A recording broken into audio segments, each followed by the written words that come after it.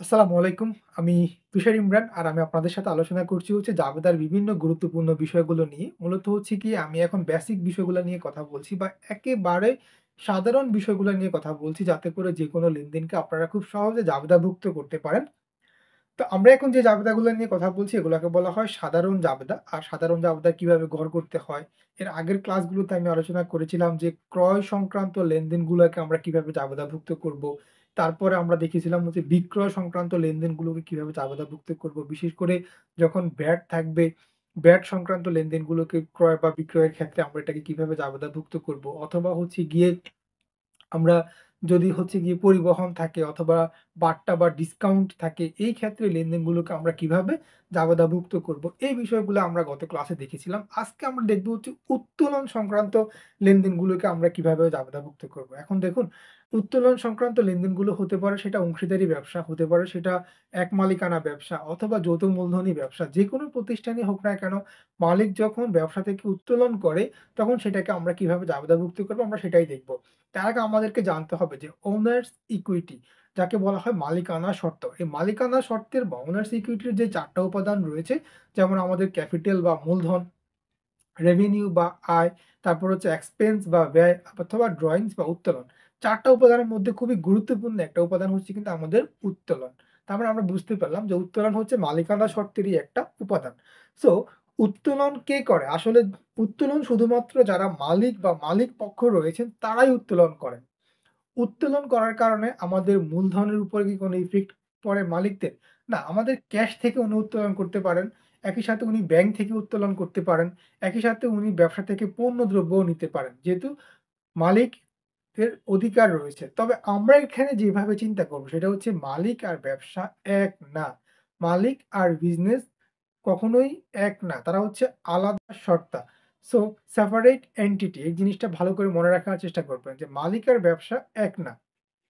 তো মালিক যখন ব্যবসা থেকে উত্তোলন করবে, সেই ক্ষেত্রে কিন্তু আমাদের উত্তোলন হিসাব ডেবিট হবে। এখন অনেকেই প্রশ্ন করবে যে উত্তোলন ডেবিট হচ্ছে কেন? ওই যে বললাম ওনার্স ইকুইটিরই একটা পার্ট হচ্ছে উত্তোলন। সো উত্তোলন কিন্তু আমার ওনার্স ইকুইটি কি হচ্ছে? কমে যাচ্ছে। সো ওনার্স ইকুইটি কমে যাওয়ার কারণে হয় ডেবিট। আর ওনার্স ইকুইটি বাড়লে হয় ক্রেডিট। এখন যেহেতু আমার ওনার্স ইকুইটি কমে যাচ্ছে, সেজন্য আমার উত্তোলন হিসাবকে আমরা ডেবিট করব। যদি মালিক নগদ টাকা উত্তোলন করে তাহলে আমাদের নগদান হিসাব বা ক্যাশ অ্যাকাউন্টকে আমরা ক্রেডিট করব। যদি মালিক ব্যাংক থেকে টাকা নেয়, আমাদের ব্যাংকের টাকা কমে যাবে। সো আমরা ব্যাংক হিসাবকে ক্রেডিট করব। যদি মালিক পণ্য দ্রব্য উত্তোলন করে, এখানেই হচ্ছে মূল বিষয়টা। মালিক কিন্তু পণ্যদ্রব্য ২ ভাবে উত্তোলন করতে পারে। সে ক্রয় মূল্যেও পণ্য উত্তোলন করতে পারে, আবার বিক্রি মূল্যেও পণ্য উত্তোলন করতে পারে। এখন ক্রয় মূল্যে মালিক কিভাবে পণ্য উত্তোলন করতে পারে? সে ফর এক্সাম্পল আমি একটা এই মার্কারটা আমি কিনেছিলাম। এটার দাম ধরেন হচ্ছে গিয়ে ৳১০০। সো এটা আমি যদি বিক্রি করার উদ্দেশ্যে কিনি, তাহলে এখানে আমার নিশ্চয়ই প্রফিট থাকবে। তো আমি এটাতে ধরেন আমি ধরে নিলাম ৳১০ প্রফিট করব। মানে আমি বিক্রি করব ৳১১০। তাহলে আমার এটার ক্রয় মূল্য কত? ৳১০০। আর আমার এটার বিক্রি মূল্য কত? ৳১১০। তো মালিক যদি ক্রয় মূল্যে পণ্য উত্তোলন করে, তাহলে উত্তোলন হিসাব ডেবিট আর ক্রয় হিসাব ক্রেডিট। আর মালিক যদি বিক্রয় মূল্যে উত্তোলন করে, তখন উত্তোলন হিসাব ডেবিট আর হচ্ছে বিক্রয় হিসাব ক্রেডিট। এখন আমরা অনেকেই প্রশ্ন করবেন যে, বুঝলাম ক্রয় মূল্য উত্তোলন করেছে, যার জন্য আমাদের এখানে এক্সপেন্স বা আমাদের যে পণ্যগুলো আমরা ক্রয় করেছিলাম সেই পণ্য কমে গেছে অথবা আমাদের এক্সপেন্স এখানে হ্রাস পেয়েছে। যার জন্য হচ্ছে গিয়ে আমরা এটাকে ক্রেডিট করলাম। কিন্তু বিক্রয় মূল্য উত্তোলন করলে আমরা এটাকে কেন ক্রেডিট করব? আমাদের বিক্রয় তো বৃদ্ধি পাচ্ছে না। এটাকে তখন আমরা বিক্রয় হিসাবেই ধরে নেব। কিন্তু মালিক যেহেতু নিয়েছে এখানে কিন্তু আমাদের এই ক্ষেত্রে আর প্রফিট এর যে টাকাটা সেটা আমরা যদিও পাচ্ছি না, আমরা এটাকে উত্তোলন হিসেবে দেখাচ্ছি। তো উত্তোলন ডেবিট আর বিক্রয় হিসাব আমরা এটাকে ক্রেডিট করে দেখাবো। আশা করি বিষয়গুলো আপনারা বুঝতে পেরেছেন। এছাড়াও হতে পারে মালিকের জীবন বীমা প্রিমিয়াম বা মালিকের কোনো জীবন বীমা ছিল সেই টাকাটা আমরা ব্যবসা থেকে দিয়ে দিয়েছি বা মালিকের যে আয়কর দিতে হয় প্রত্যেকটা ব্যক্তিকেই কিন্তু বছর শেষে কিন্তু আয়কর দিতে হচ্ছে। সো আয়করের যে টাকাটা মালিকদের একাধিক মালিক থাকলে বা একজন মালিক থাকলে তাদের যে আয়করের টাকা সেটা যদি ব্যবসা থেকে পরিশোধ করা হয়, সো আয়করের টাকাটাও কিন্তু আমাদের ক্রেডিট হবে।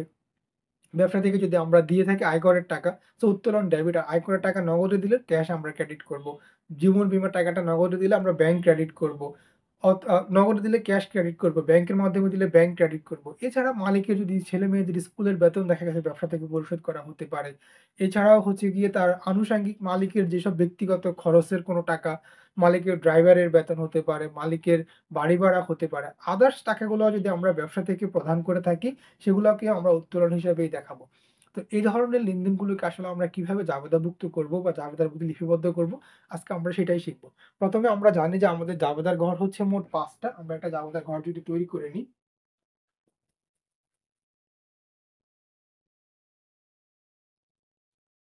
তো আমাদের জাবেদার ঘর হচ্ছে ১ম এ হচ্ছে তারিখ, তারপর হচ্ছে আমাদের বিবরণ বা হিসাবের নাম, তারপর হচ্ছে আমাদের লেজার নাম্বার, এরপর হচ্ছে আমাদের ডেবিট টাকা আর হচ্ছে আমাদের ক্রেডিট টাকা। এই হচ্ছে গিয়ে আমাদের জাবেদার ঘর। আমাদের জাবেদার ঘর হচ্ছে মোট ৫ টা। আমরা ১ম এ এখানে লিখব হচ্ছে ডেট, এরপর আমরা লিখব হচ্ছে অ্যাকাউন্টস টাইটেল, এরপর হচ্ছে আমাদের লেজার নাম্বার, এরপর হচ্ছে আমাদের ডেবিট আর হচ্ছে আমাদের ক্রেডিট। এখন আমাদেরকে বলা হলো যে মালিক নগদ উত্তোলন করেছে ৳২০,০০০। এটার জাবেদা কি হবে? এটার জাবেদাতে আমরা লিখব হচ্ছে উত্তোলন হিসাব ডেবিট, নগদান হিসাব ক্রেডিট। আবার যদি আমাদেরকে বলে যে মালিক ব্যাংক থেকে উত্তোলন করেছে ৳১০,০০০, এটার জাবেদা কি হবে? উত্তোলন হিসাব ডেবিট, ব্যাংক হিসাব ক্রেডিট। এখন যদি আমাদেরকে বলে যে মালিক পণ্য উত্তোলন করেছে ৳৫,০০০, ক্রয় মূল্যে পণ্য উত্তোলন করেছে না বিক্রয় মূল্যে পণ্য উত্তোলন করেছে, কোনো কিছু বলা নাই। তখন আমরা ক্রয় মূল্য ধরে নিব। এটার জাবেদা হচ্ছে উত্তোলন হিসাব ডেবিট, ক্রয় হিসাব ক্রেডিট। এখন যদি বলে যে বিক্রয় মূল্যে মালিক পণ্য উত্তোলন করেছে ৳১৫,০০০, এটার জাবেদা কি হবে? এটার জাবেদা হবে উত্তোলন হিসাব ডেবিট, বিক্রয় হিসাব ক্রেডিট। এভাবে করেই আমরা খুব সহজে কিন্তু আ এই জাবেদাগুলোকে কিন্তু হিসাবের বইতে লিপিবদ্ধ করতে পারি। তো আপনারা নিশ্চয়ই এগুলা এখন আপনারা খুব ইজিলি কিন্তু জাবেদার বইতে লিপিবদ্ধ করতে পারবেন। এখন যদি বলে যে মালিকের জীবন বীমা প্রদান করা হলো আ ৳১০,০০০, সে ফর এক্সাম্পল। তো মালিকের জীবন বীমার টাকা আমরা ব্যবসা থেকে দিয়েছি। আমরা এটা জাবেদা কি করব? ধরেন এখানে আমরা সাল লিখব হচ্ছে ২০২৫ আর মে ১। সো আমাদের এটা জাবেদা হবে কি? আমাদের জাবেদা হবে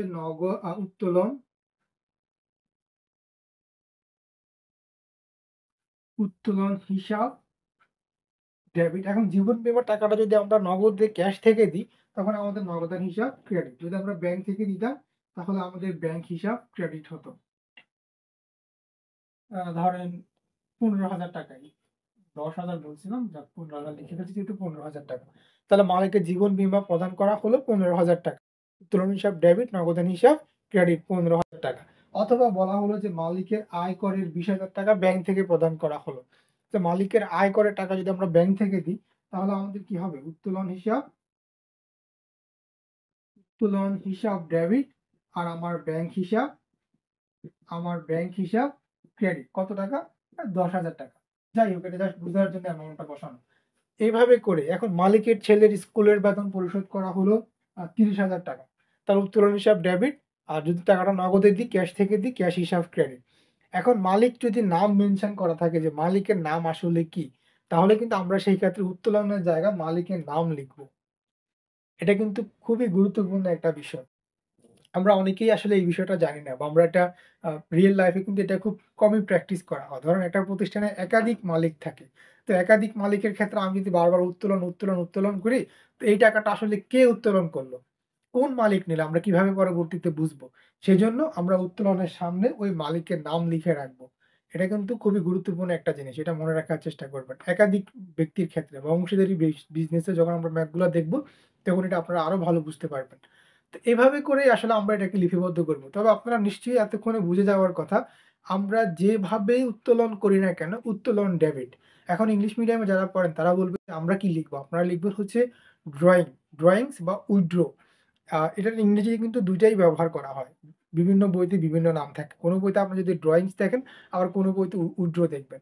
তো ২ টাই রাইট। কারণ উত্তোলনের ২ টা ইংরেজি হয়। একটা হচ্ছে ড্রয়িংস, আরেকটা হচ্ছে উইথড্র। সো বোথ আর রাইট। যদি আপনি নগদে উত্তোলন করেন বা ক্যাশ টাকা উত্তোলন করেন, তাহলে ড্রয়িংস ডেবিট, ক্যাশ ক্রেডিট। ব্যাংকের মাধ্যমে উত্তোলন করলে ড্রয়িংস ডেবিট, ব্যাংক ক্রেডিট। যদি আপনি পণ্য উত্তোলন করেন তাহলে ড্রয়িংস ডেবিট, পারচেজ ক্রেডিট। আর যদি আপনি হচ্ছে গিয়ে বিক্রয় মূল্যে পণ্য উত্তোলন করেন, তাহলে হচ্ছে ড্রয়িংস ডেবিট, সেলস ক্রেডিট। এরপরে যদি মালিকের বীমা দেওয়া হয়, জীবন বীমা দেওয়া হয়, তাহলে ড্রয়িংস ডেবিট, যদি নগদে দেয় আমার ক্যাশ ক্রেডিট, ব্যাংকে দিলে ব্যাংক ক্রেডিট। অথবা মালিকের ছেলে-মেয়ের স্কুলের বেতন যদি দেওয়া হয়, তাহলে নগদ থেকে দেওয়া হয়, ড্রয়িংস বা উইথড্র ডেবিট আর হচ্ছে ক্যাশ ক্রেডিট। এভাবে করে আপনারা ইংলিশ মিডিয়ামে যারা পড়েন আপনারা এগুলাকে লিপিবদ্ধ করবেন। বিষয়গুলো খুবই সিম্পল, খুবই সহজ। জাস্ট একটু বুঝতে হবে। মালিক যেভাবে উত্তোলন করুক, যত টাকাই উত্তোলন করুক, ব্যাংক থেকে নেক, মালিক আমাদের ক্যাশ থেকে নেক, মালিক পণ্য উত্তোলন করুক, যেভাবেই মালিক নেক না কেন, আমার উইথড্র বা ড্রয়িংস বা আমার বাংলায় উত্তোলন কিন্তু ডেবিটই হবে। উত্তোলন ক্রেডিট হবে না। উত্তোলন ডেবিট হবে। এই জিনিসটা কিন্তু ভালো করে মাথার মধ্যে ঢুকিয়ে নেবেন। I think এগুলো এখন আর আপনাদের জন্য কঠিন কিছু না। তবে হ্যাঁ, একটু বুঝতে হয় যে উইথড্র করলে বা ড্রয়িংস করলে বা উত্তোলন করলে আসলে জার্নালটা কি হয়। আর ওই যে বললাম যদি মালিকের নাম মেনশন করা থাকে, তাহলে অবশ্যই মালিকের নাম কিন্তু এখানে লিখে রাখতে হবে। সবাইকে ধন্যবাদ ভিডিওটি দেখার জন্য।